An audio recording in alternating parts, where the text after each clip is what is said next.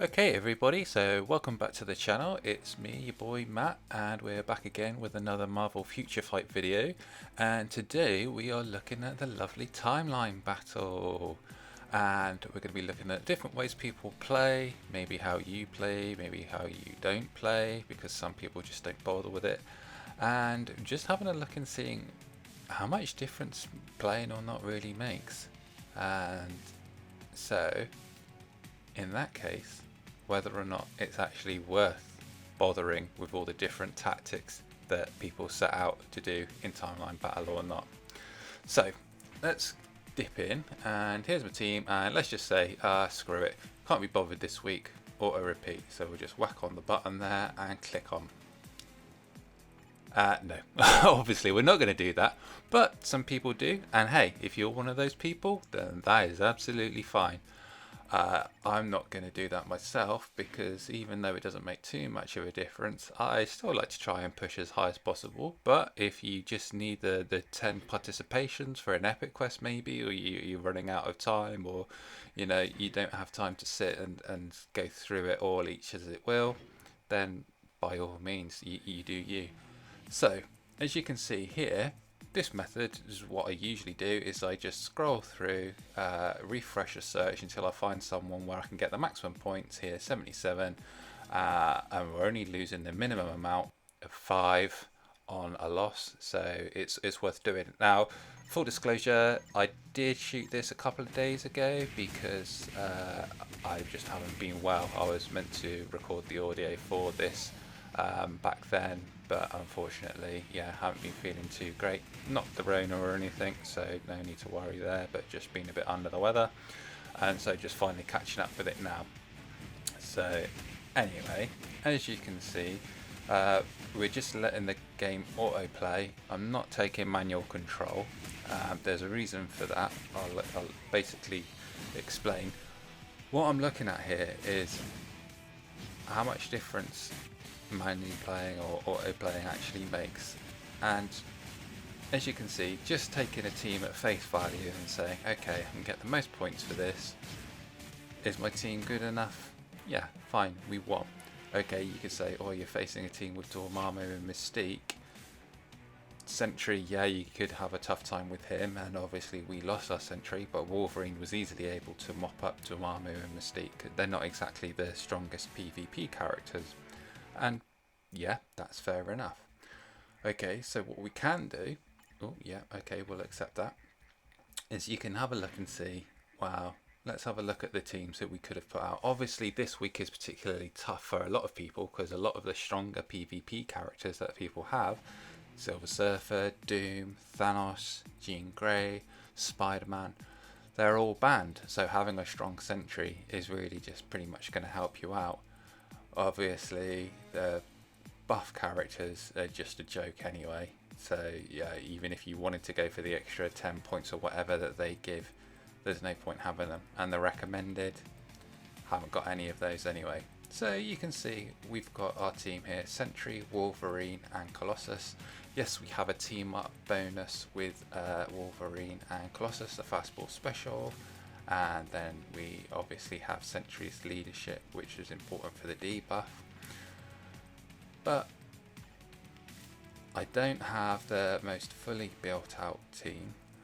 You can see here we do have the Phoenix 5 uniform, not the latest one for Colossus, not that that makes a massive difference, but we don't have an insight on Colossus either actually, which would make him a lot better. We just have the bonus in his Peter's Will from having the Phoenix 5 as opposed to his base kit.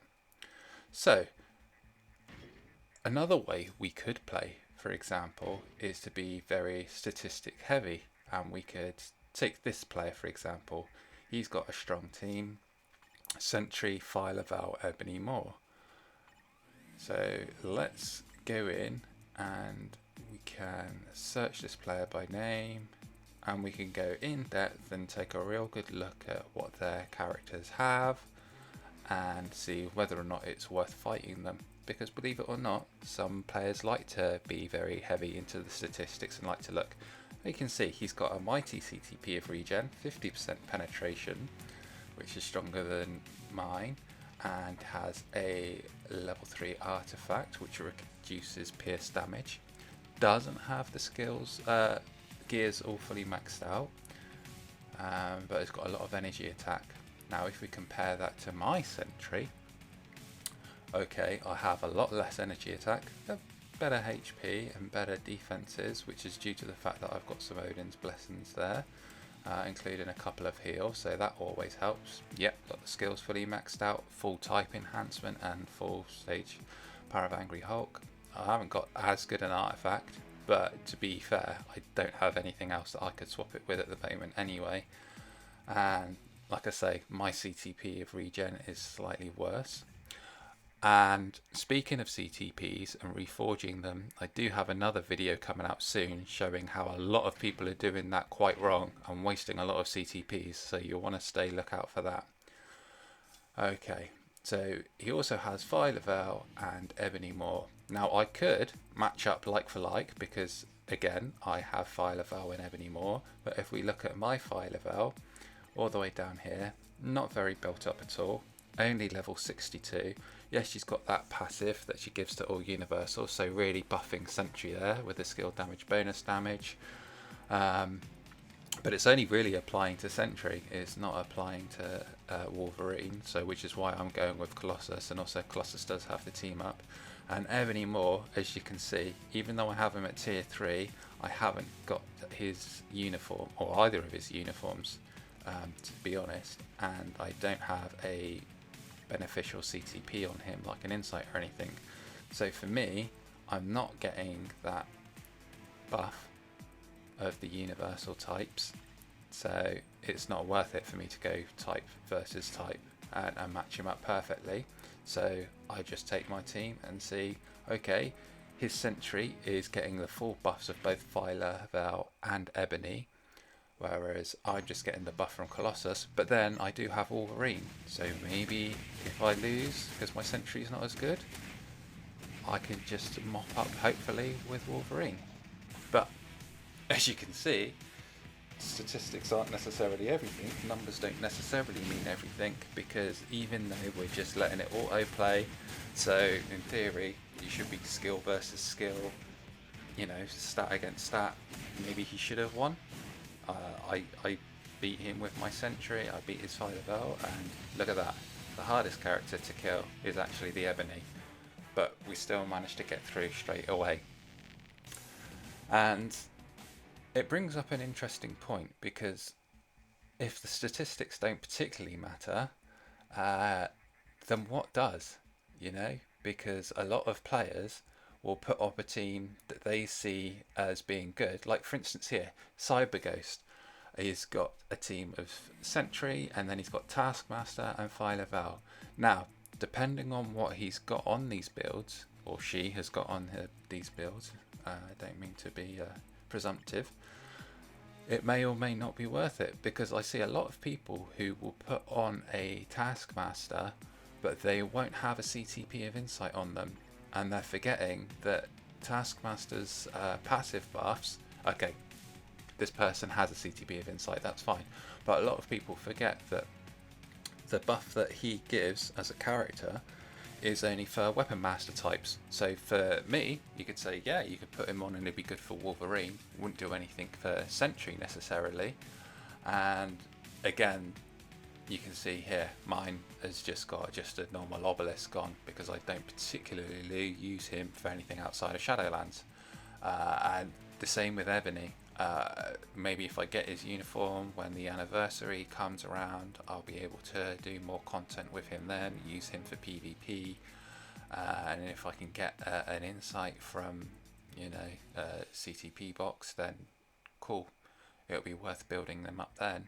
But until then, not really particularly worth it. But I do see a lot of players who do, I presume they just see what other people have on their team and they say, oh, they've got Colossus, I'll put Colossus on my team, but they haven't got the uniform or they haven't got the CTP.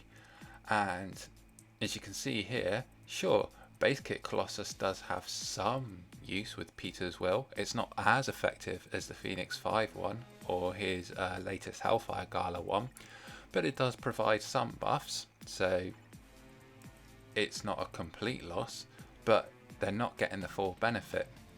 And I think Taskmaster is probably a better example because of the fact that his buff is only for Weapon Master types, and he really needs to have the CTP of Insight to be of any value as a support character. But just going ahead anyway, it brings up the question of, even if you manually play and you get the most wins out of, you know, the maximum, say 80, if you're a low VIP or free to play, is it really worth it? I mean, you look at the challenger ranks, yes, we all accept we're never going to reach this kind of level because these people have put so much money into the game that they are getting a refresh of their timeline battles each day. So even if I was to win a maximum 80 out of 80, and full disclosure, at the moment, since this video is a couple of days old, I actually have improved my rank, so I'm just outside the top 10, but I'm never going to get inside that top 10. And you can see here, I don't even bother doing the challenger cheers. I just use my normal glory tokens for BAM and Chaos Nornstones because I'm always short. Yeah, I could look at the cheers, or I could follow what people do on Reddit or on the Discords and stuff and get that extra bonuses, but it's not really worth it for me personally. And in terms of trying to push for that extra few percent, it's not worth it either. An extra 20 crystals, if I got Adam Warlock, yeah, I could get an extra 20 crystals a week, but that's going to be 5 years before he pays himself off. So is it really worth it? Is timeline worth it? Let me know what you think in the comments, and I'll catch you all guys in the next time. Okay, take care. Bye.